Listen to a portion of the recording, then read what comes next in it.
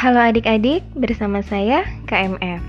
Nah, berhubung lebih baiknya kalian belajar melalui video karena wabah COVID ini, jadi di sini kakak sengaja buatin video khusus buat kalian yang sekarang masih kelas 11 IPA, dimanapun kalian berada. Semoga video yang kakak buat ini bisa buat kalian lebih memahami pelajaran fisika, and jadi makin cinta pastinya sama fisika, ya kan? Oh ya, untuk materi selanjutnya yang mungkin kalian butuhkan, kalian bisa kasih komentar di bawah. Jadi jangan lupa subscribe-nya supaya kalau nanti kakak upload video selanjutnya, kalian bisa langsung update. Oke? Nah, untuk kali ini kita akan bahas mengenai yang namanya gelombang cahaya. Di gelombang cahaya ini ada yang namanya interferensi, difraksi, dan daya urai. Oke, nah sekarang kita bahas yang pertama mengenai interferensi. Nah, yang dikatakan dengan interferensi itu adalah perpaduan dua gelombang yang koheren. Artinya, kedua gelombang itu harus memiliki frekuensi, amplitudo, dan panjang gelombang yang sama. Jadi, kedua gelombang itu nggak boleh sembarang ya. Nah, interferensi itu sendiri terdiri dari dua jenis. Yang pertama, ada namanya interferensi konstruktif, dan yang kedua nanti ada namanya interferensi destruktif. Nah, interferensi konstruktif ini itu adalah interferensi yang saling menguatkan.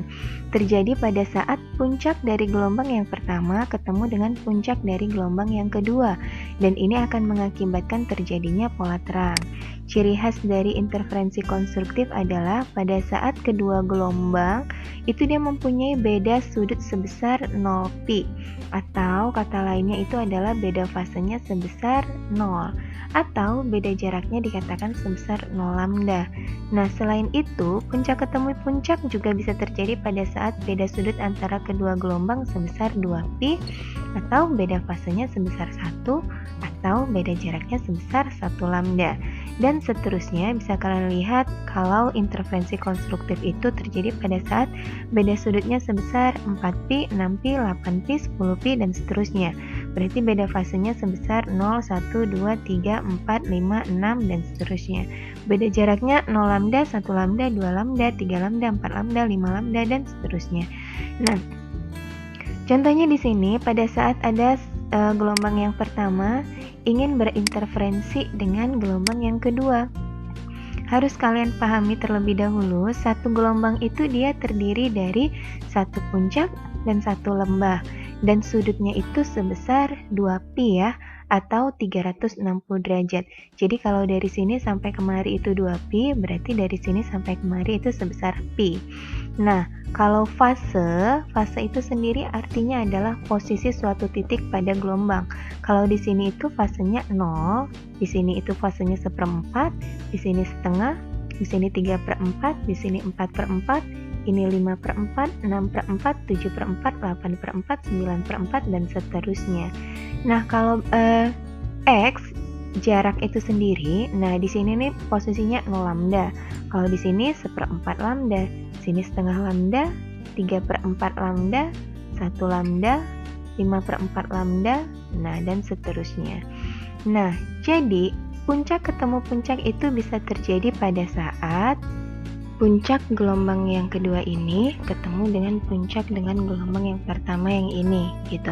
Jadi kalau kita lihat di sini tadi sudutnya 0, di sini sudutnya 0. Jadi saat mereka berinterferensi, mereka mempunyai beda sudut sebesar 0 atau beda fasenya sebesar 0. Nah, inilah yang tadi, ini beda sudutnya 0pi, atau beda jaraknya tadi dari sini ini 0, ini dia juga 0 lambda, maka beda jaraknya juga 0 lambda nanti di sini.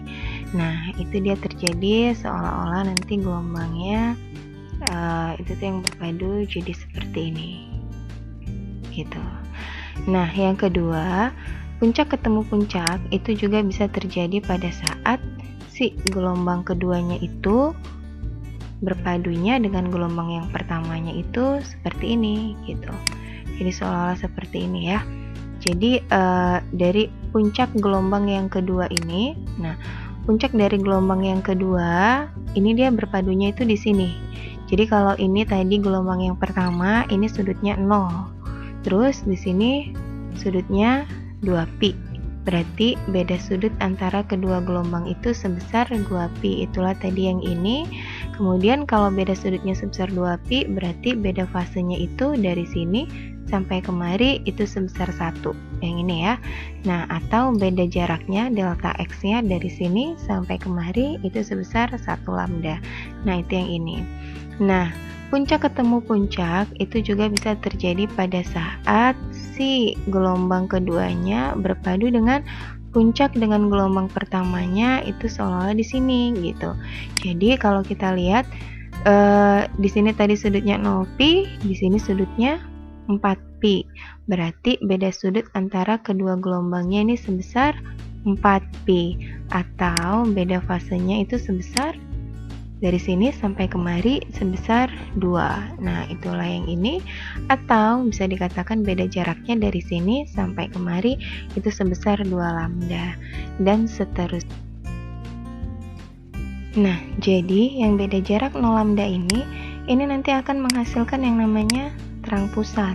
Sementara untuk yang beda jaraknya 1 lambda ini nanti akan menghasilkan yang namanya terang 1. Dan untuk yang beda jaraknya yang 2 lambda ini akan menghasilkan yang namanya terang 2. Gitu juga untuk yang 3 lambda ini akan menghasilkan terang 3. Dan seterusnya yang 4 lambda ini akan menghasilkan terang keempat. Gitu juga untuk yang berikutnya ya, 5 lambda, 6 lambda, dan seterusnya. Nah, itulah dia tadi mengenai yang namanya interferensi konstruktif. Sekarang kita bahas mengenai interferensi yang kedua yang disebut dengan interferensi destruktif, di mana yang dikatakan dengan interferensi destruktif ini adalah interferensi yang saling meniadakan. Kenapa? Karena ini dia terjadi pada saat puncak dari gelombang yang pertama ketemu dengan lembah dari gelombang yang kedua. Jadi saat puncak gelombang yang pertama ini dia misalkan mempunyai amplitudo positif 5 cm bertemu dengan lembah dari gelombang kedua yang amplitudonya ini negatif 5 cm. Jadi saat keduanya berpadu ini akan menghasilkan nilai 0 sehingga dikatakan dia saling meniadakan, dan ini akan mengakibatkan terjadinya pola gelap. Nah, ciri khasnya ini terjadi pada saat beda sudut di antara kedua gelombang sebesar 1pi, atau beda fasenya sebesar setengah, atau beda jaraknya delta X yang sebesar setengah lambda. Nah, selain itu, ini dia juga bisa terjadi pada saat beda sudut antara keduanya sebesar 3pi, atau beda fasenya sebesar 3/2, atau beda jaraknya sebesar 3/2 lambda. Jadi kalau kalian lihat di sini dia mempunyai pola untuk beda sudutnya sebesar 1pi, 3pi, 5pi, 7pi, 9pi, 11pi, dan seterusnya. Gitu juga untuk beda fasenya dia mempunyai pola 1/2, 3/2, 5/2, 7/2, 9/2, dan seterusnya. Nah, contohnya itu adalah saat perpaduan antara kedua gelombangnya itu seperti ini. Jadi, puncak dari gelombang yang pertama bertemu dengan lembah dari gelombang yang kedua. Nah, seolah-olah itu dia gambarnya jadi seperti ini. Jadi kalau misalkan kita lihat nih, puncak dari gelombang yang pertama bertemu dengan lembah dari gelombang yang kedua. Nah, di sini nih sudutnya tadi 0. Sementara di sini nih posisinya tadi adalah 1pi. Berarti beda sudut antara kedua gelombang itu sebesar 1pi. Itulah tadi yang ini. Atau kalau kita lihat beda fase antara keduanya itu sebesar setengah. Karena dia tadi di sini fasenya 0, sini 1/4, ini setengah. Berarti beda fasenya sebesar setengah. Atau kalau kita lihat beda jaraknya delta X-nya itu sebesar setengah lambda. Bisa dilihat dari sini sampai kemari itu setengah lambda. Nah, itu yang pertama. Yang kedua, puncak ketemu lembah itu dia juga bisa terjadi pada saat posisinya itu seperti ini gitu. Seolah-olah seperti ini ya. Jadi puncak dari gelombang yang pertama itu dia bertemu dengan lembah dari gelombang yang kedua. Nah, ini dia. Lihat dari sini sampai kemari, ini dia mempunyai beda sudut sebesar 3pi. Ini dari sini kemari tadi 1pi, 2pi, 3pi. Atau beda fasenya itu sebesar 3/2. Dari sini 3/2, atau beda jaraknya sebesar 3/2 lambda. Itu yang ini ya. Berarti bisa kita lihat dari sini kemari itu dia beda jaraknya 3/2 lambda. Dan seterusnya, Untuk yang beda jaraknya yang setengah lambda ini nanti akan menghasilkan yang namanya pola gelap 1. Kemudian untuk yang beda jaraknya 3/2 lambda ini akan menghasilkan yang namanya pola gelap 2. Itu juga untuk yang 5/2 lambda ini akan menghasilkan pola gelap 3. Aplikasi dari interferensi cahaya itu adalah interferensi pada celah ganda yang sering kita sebut dengan percobaan Young. Nah, jadi yang di sini dia menggunakan dua celah yang dihadapkan pada satu sumber cahaya untuk mendapatkan dua gelombang cahaya yang koheren. Jadi udah pasti kedua gelombangnya ini dia mempunyai sifat yang koheren. Kenapa? Karena dia berasal dari satu sumber cahaya yang sama.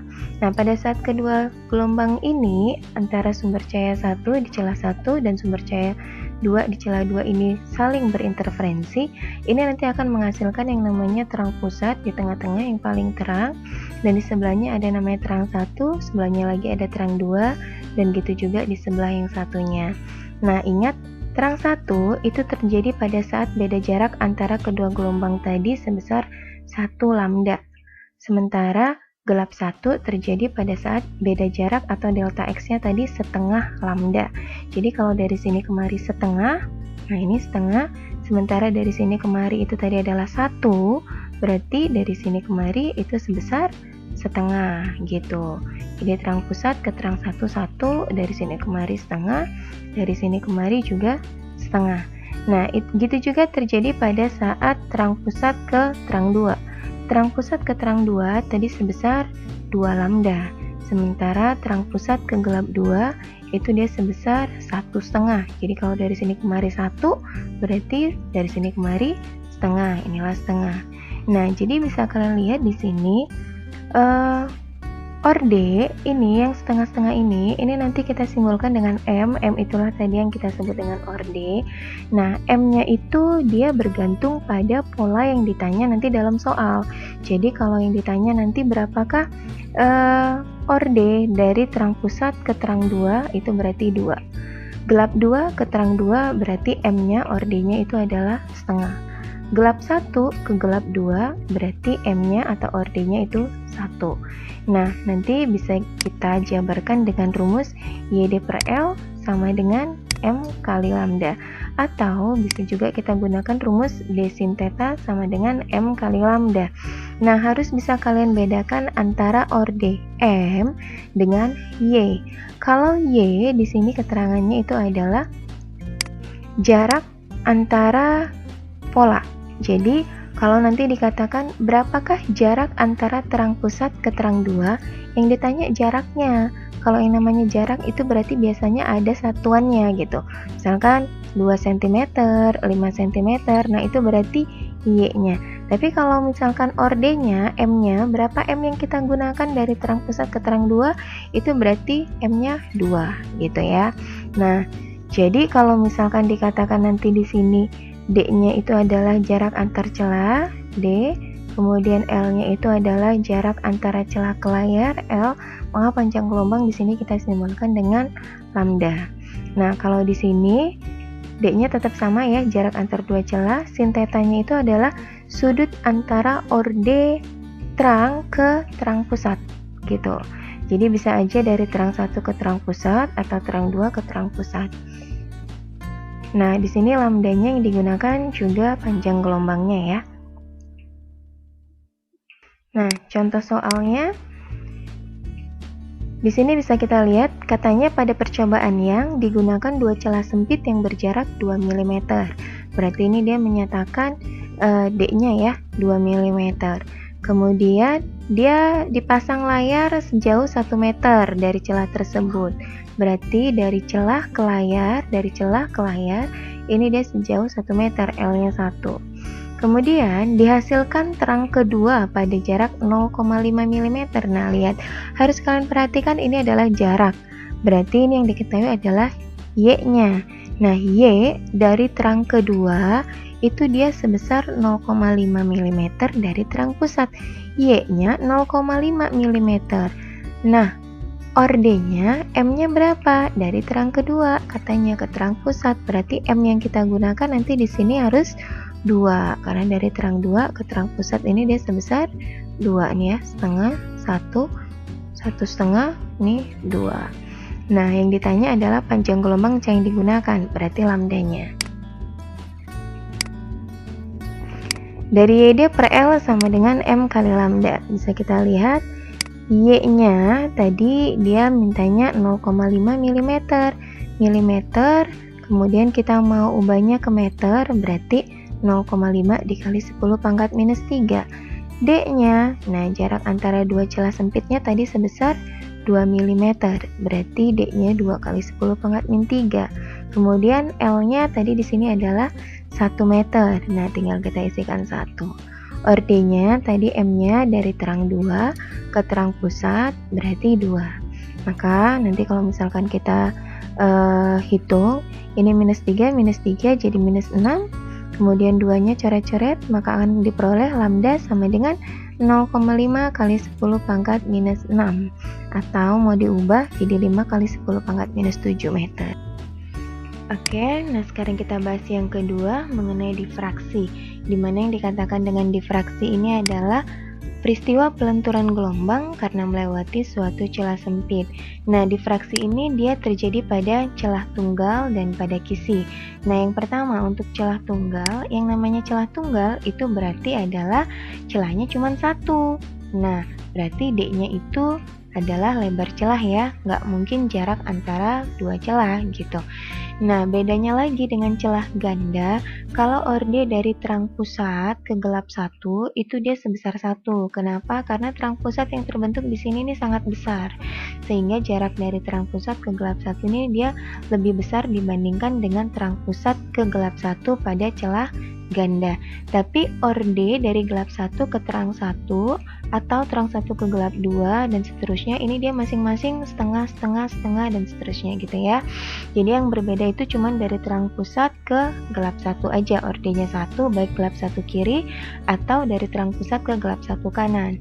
Nah, jadi kalau misalkan nanti dia ditanya orde dari terang pusat ke terang 1, ini berarti ordenya sebesar 1,5. Dari terang pusat ke gelap 2, ini berarti ordenya 2. Kalau dia dari gelap 1 kiri ke gelap 1 kanan, berarti ordenya 2 gitu ya. Nah, harus kalian pastikan D-nya ini tadi adalah lebar celah, nggak mungkin jarak antara dua celah. Itu dia pada celah tunggal. Sekarang pada kisi. Nah, yang dikatakan dengan kisi itu adalah celah yang terdiri dari banyak garis. Jadi dari satu celah ini, dari sini sampai kemari, ini dia diantaranya terdiri dari banyak garis. Sementara untuk ordenya, ini dia masih sama dengan celah ganda. Jadi dari satu pola ke pola yang lain, ini dia mempunyai orde atau M sama dengan setengah. Tapi untuk D-nya itu nanti di dalam rumus itu harus kalian pastikan itu adalah jarak antar satu garis ke garis yang lain pada kisinya. Nah, ini dia tergantung soalnya ya.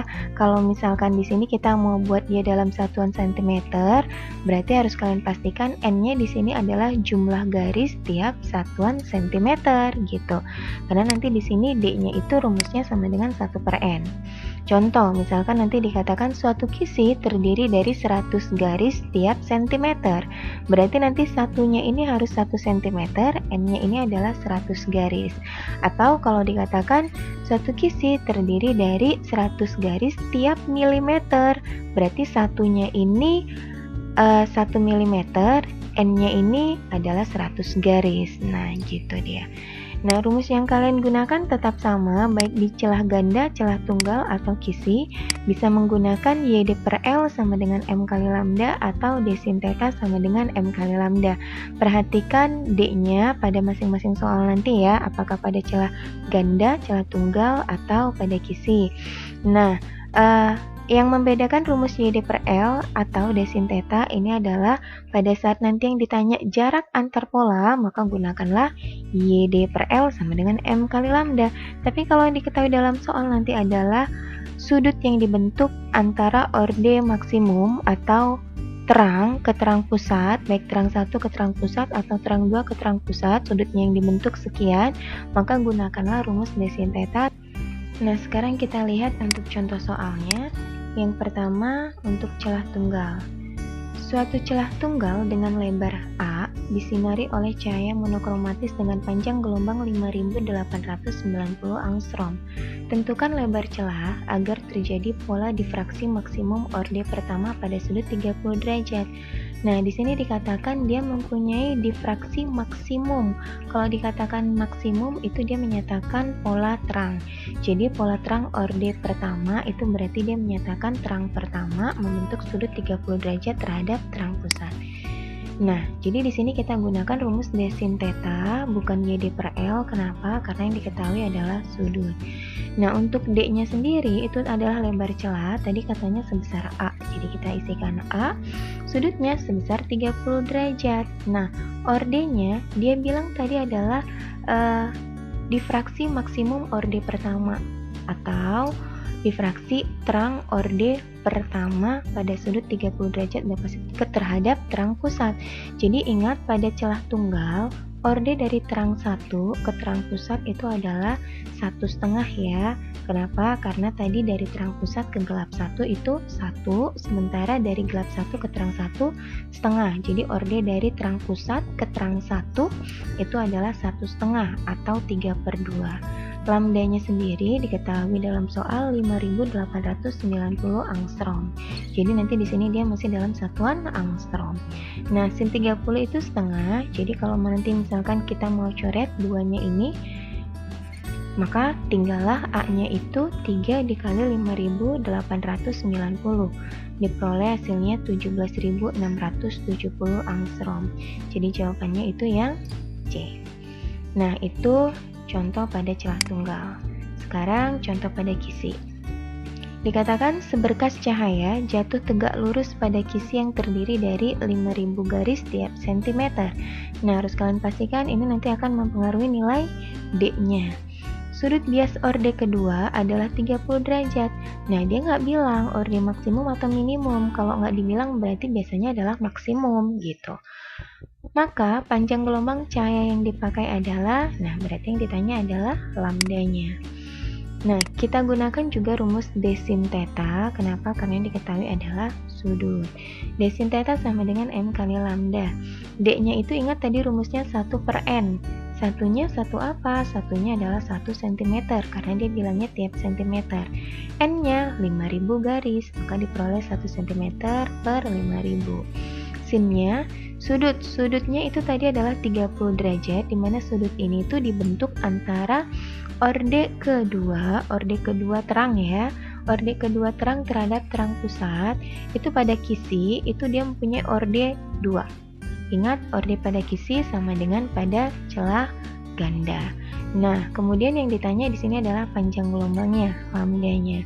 Jadi kalau mau kita hitung sentimeter, ini tetap gunakan satuan sentimeter ya.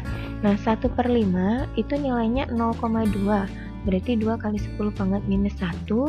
Kemudian 1000-nya ini naik ke atas jadi 10 pangkat minus 3. Maka akan diperoleh 2 kali 10 pangkat minus 4. Sin 30-nya setengah.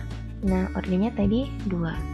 Kalau misalkan kita mau coret 2 yang kiri dengan 2 yang kanan, maka akan diperoleh nilai setengah kali 10 pangkat min 4 atau sama aja dengan 0,5 kali 10 pangkat min 4 atau 5 kali 10 pangkat min 5. Nah, ini dia tadi masih dalam satuan centimeter. Centimeter mau diubah ke meter, itu dia dikali 10 pangkat minus 2. Berarti kalau mau kita ubah ke meter jadinya 5 kali 10 pangkat min 7 meter. Nah, kalau mau kita ubah ke angstrom, ingat angstrom itu 10 pangkat minus 10 meter. Jadi supaya hasilnya 10 pangkat minus 10, berarti ini kita harus kalikan dia dengan 1000. Jadi hasilnya 5000 kali 10 pangkat min 10 meter sama dengan 5000 angstrom. Nah, yang terakhir mengenai daya urai, di mana dikatakan daya urai itu adalah kemampuan suatu lensa atau sistem optik untuk memisahkan bayangan dari dua titik sumber cahaya yang terpisah satu sama lain pada jarak minimum. Nah, contohnya misalkan di malam hari, kalian ngelihat di sini ada suatu sumber cahaya, dari jauh itu kelihatan cuma satu sumber cahaya aja. Tapi pada saat si sumber cahaya itu semakin dekat, ternyata kalian baru ngelihat bahwa itu adalah bukan motor, melainkan mobil. Nah, kenapa? Karena di situ baru kelihatan bahwa itu dua sumber cahaya, bukan satu sumber cahaya. Nah, berapakah jarak maksimum supaya kalian bisa ngelihat bahwa itu adalah dua sumber cahaya, di mana dua sumber cahaya itu sendiri dia berjarak sejauh dm. Nah, itu dia dirumuskan dengan dm, jarak antara dua sumber cahaya itu nilainya sama dengan 1,22 dikali lambda panjang gelombang cahaya yang digunakan dikali L per D. D-nya itu adalah diameter lensa yang digunakan. Nah, ini untuk keterangan lebih jelasnya. Sekarang kita langsung ke contoh soal aja. Dikatakan jarak dua buah lampu mobil adalah D0 cm. Pada gelombang rata-rata cahaya yang dipancarkan kedua lampu mobil itu 500 nanometer. Jika nyala kedua lampu itu diamati oleh seseorang yang diameter pupil matanya 2 mm dan jarak maksimum mobil dengan orang tersebut supaya nyala kedua lampu masih tetap terpisah 4000 meter, maka nilai D0-nya adalah, nah, jadi kalau kita gunakan rumus dm sama dengan 1,22 lambda kali L per D, itu bisa kita masukkan dm-nya tadi sebesar D0, kemudian lambdanya tadi 500 nanometer, nano itu 10⁻⁹ meter. Nah, kalau misalkan mau kita ubah ke sentimeter, berarti 500 kali 10⁻⁷ cm dikalikan dengan 500 berarti 5 kali 10⁻⁵ cm dikali, nah di sini L-nya itu dia 4000 meter, kita ubah ke cm berarti 4 kali 10⁻³ dikali lagi dengan 10⁻². Per D-nya diameter pupil matanya itu sebesar 2 mm. Kalau kita ubah ke cm itu berarti 2 kali 10⁻⁻⁴. Nah, jadi nanti di sini 2 dengan 4 itu kita coret-coret, tinggal 2 dengan 5 itu 10. Ini kalau misalkan kita coret habis ya, berarti ini tadi naikkan ke atas tinggal 10, kemudian tadi 2 kali 5 nya kali 10 berarti 100 dikali 1,22 hasilnya 122 dalam satuan cm. Jadi jawabnya adalah C. Oke, nah demikian video pembelajaran dari kakak. Tetap semangat untuk belajar fisikanya dan jangan lupa untuk tetap nantikan video kakak yang berikutnya. Dadah!